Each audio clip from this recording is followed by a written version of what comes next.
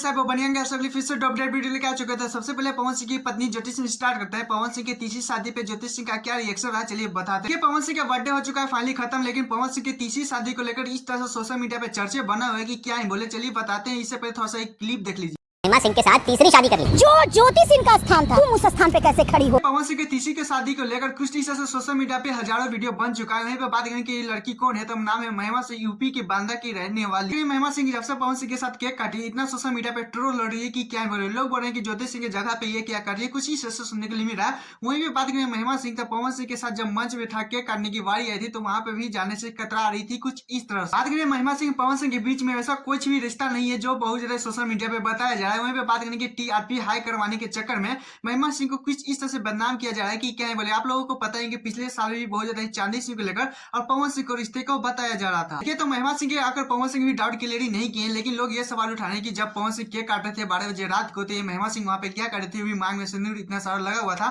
शादी भी उनका नहीं हुआ था, तो पवन सिंह के साथ क्या कर रही थी? कुछ इस माहौल बना हुआ। लोगों को लगा था कि ज्योति सिंह भी आकर इंटरव्यू देगी इस वाले मुद्दे पे, लेकिन ज्योति सिंह ऐसा कुछ वो दिन नहीं रहा। वहीं पे बात करें कुछ भी डाउट क्लियर नहीं किए ज्योति सिंह से एक भी रिप्लाई उधर से नहीं आया है।